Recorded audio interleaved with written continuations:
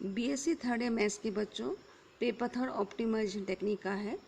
इस पेपर के अंतर्गत हम लीनियर प्रोग्रामिंग प्रॉब्लम का चैप्टर पढ़ रहे हैं। लेक्चर थर्ड के अंदर हमने समझा था कि लीनियर प्रोग्रामिंग प्रॉब्लम में जो फिजिबल रीजन है, उस फिजिबल रीजन में ही लीनियर प्रोग्रामिंग प्रॉब्लम का ऑप्टिमल सॉल्यूशन एग्जिस्ट करता है।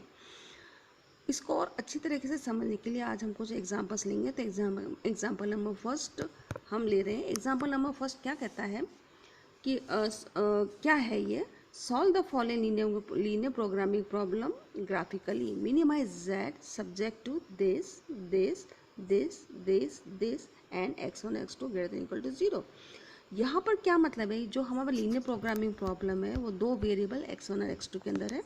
और x1 x2 का मतलब है कि जो वेरिएबल्स हैं वो या तो 0 के बराबर होंगे या ग्रेटर देन 0 मतलब पॉजिटिव होंगे, वो नेगेटिव नहीं हो सकते। इसको हम बोलते हैं non negative restriction on the variables occurring in the linear programming problem. कितनी वेरिएबल अकर कर रही है, x1 x2।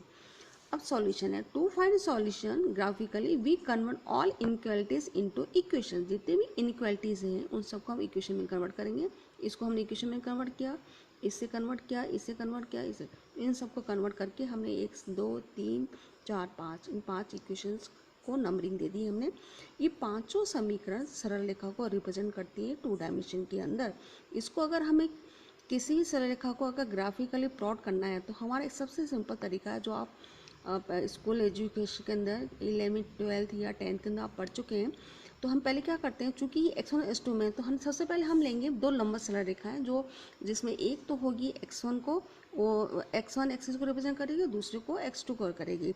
तो हमने लिया x1 डैश o, ये o है जिसको ओरिजिन, और x1। इसी प्रकार से x2 o x2 डैश, ये दो लंबा सरल रेखाएं हमने ली और जो 0 पे कट कर रही है, इसको हमने ओरिजिन नाम दिया। तो पहले हम x2 को 0 पुट करते हैं। x1 एक्सिस पर x2 का मान 0 होता है, x2 को 0 ले तो x1 का मान 4, तो इस तरह से 4 0 एक पॉइंट प्राप्त हुआ इस सरल रेखा पर। अब दूसरा पॉइंट निकालने के लिए x1 इक्वल 0 पुट करेंगे तो x2 का मान 4, क्योंकि x2 सरल रेखा पर x1 का मान 0 होता है, तो ये 0 4 इन दोनों पॉइंट्स को हमने मिलाया, तो ये सरल रेखा में अगर हम आगे खींचें तो ये नंबर 1, तो ये समीकरण इस सरल रेखा को रिप्रेजेंट कर रही है। अब ये जो सरल समीकरण है ये इस इनइक्वालिटी से प्राप्त हुई। इस इनइक्वालिटी का फिजिबल रीजन कौन सा होगा, उसके लिए उसको ज्ञात करने की मैंने पिछले लेक्चर में बताया था कि हम क्या करते हैं, क्योंकि ये सरल रेखा जो है इस समतल को दो भागों में बांट करती है। इस सरल रेखा के इस ओर एक भाग, सरल रेखा के इस ओर दूसरा भाग। सरल रेखा के इस ओर भाग में हम देखते हैं ओरिजिन स्थित है, तो हमें चेक करना है कि कौन सा फिजिबल रीजन है, सरल रेखा के इस ओर वाला या सरल रेखा के इस ओर वाला। तो सिंपल तरीका यही है कि पहले हम 0 0 पुट करके देखते हैं।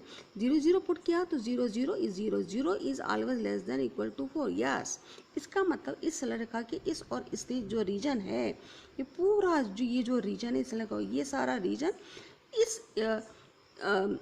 इस इनइक्वालिटी का फिजिबल रीजन कहलाएगा। तो कहने का मतलब हो गया, इस सरल रेखा के इस और स्थित सभी ये जो फिजिबल रीजन है, इस रीजन में कोई भी बिंदु लें, कोई भी पॉइंट लें, उसके निर्देशांक इस इनइक्वालिटी को, इस असमीकरण को संतुष्ट करेंगे। सिमिलरली हम इसको प्लॉट कर सकते हैं। तो ये इस सरल रेखा की कॉरस्पॉन्डिंग जो ग्राफिकली सरल रेखा जो प्राप्त होगी वो नंबर 2 प्राप्त होगी। ये मैंने इसको खींच दिया, मैं आपको ऐसे बता रही हूँ, आप चूँकि मैंने एक करके बता दिया है, तो नंबर 2 को भी आप प्लॉट कर सकते हैं। ये नंबर 2 समीकरण है जिसको कि हमने ग्राफिकल प्लॉट किया।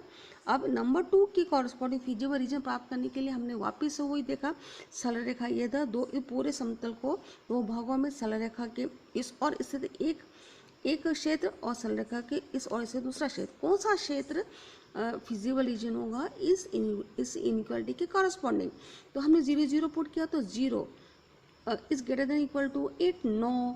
इसका मतलब इस सरल रेखा के इस और जो है रीजन, देखिए इसमें ओरिजिन है, तो इस सरल रेखा के इस और इस रीजन इस इनइक्वालिटी का फिजिबल रीजन नहीं हो सकता है। इसलिए हमने ये एरो इस ढंग से किया कि इस सरल रेखा, ये जो नंबर 2 है के इस और स्थित जो रीजन है वही उस इनइक्वालिटी इक्वेशन जो इनइक्वालिटी है उसका क्या होगा, फिजिबल रीजन होगा।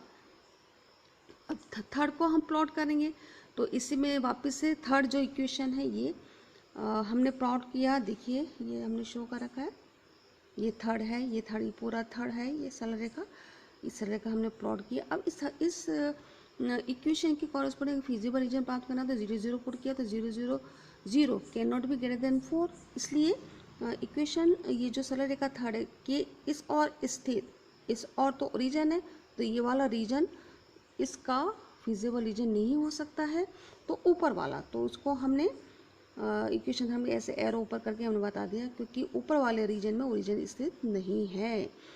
अब इक्वेशन नंबर 4, ये x1 इज इक्वल टू 3, तो ये x1 इक्वल टू 3 पूरी लाइन हमने खींच दी, इसको हमने क्या डाला नीचे, ये 4 कर दिया।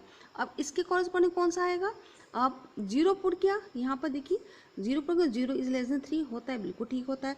तो ये सरल रेखा की इस और जो इस रीजन है उसमें ओरिजिन स्थित है, तो इधर वाला जो रीजन है सरल रेखा, ये इस सरल रेखा के इस और स्थित रीजन ही इस इनइक्वालिटी का फिजिबल रीजन होगा, तो हमने एरो कर दिया। अब x2 इज इक्वल टू 3 को यहाँ प्लॉट किया, तो ये हो गया नंबर 5।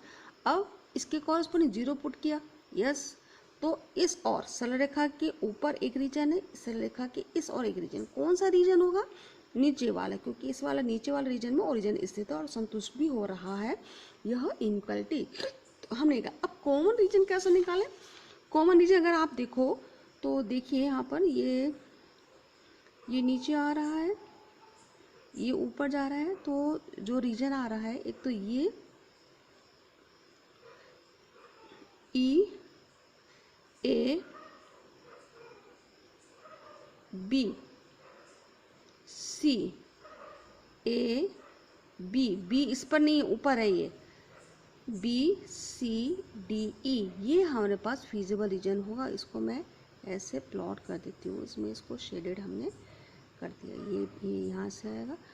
अब हमें ए बी सी, ये सी है, ये है डी और ई, इसकी कौन दिशा निकालेंगे, तो पॉइंट ए तो है कौन कौन सी दो सरल रेखाओं का इंटरसेक्शन है, थर्ड,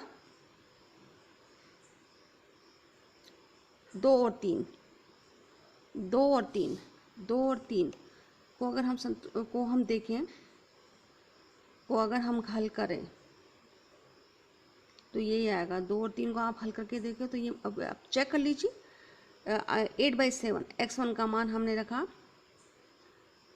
देखिए यहाँ पर 8/7, 4/7, 8/7 4, 5 चौक 20, देखिए आप उसको मैं बता देती हूँ यहाँ पर करके, 8/7 तो हमने लिख दिया x1 का मान, और फिर है 4/7, चेक करो इक्वल टू कितना आ जाएगा, 28 हो जाएगा, अपॉन 7 आएगा, सॉल्व करो, 7 चौक 28, संतुष्ट हो रहा है, इस तरह से ये भी संतुष्ट हो जाएगा। तो इन 2 और 3 का जो सॉल्यूशन है वो ये आता है, तो ये पॉइंट ए, इस तरीके से हम पॉइंट बी की निर्देशा निकाले, सी के निकाले, डी के, ई के निकाले।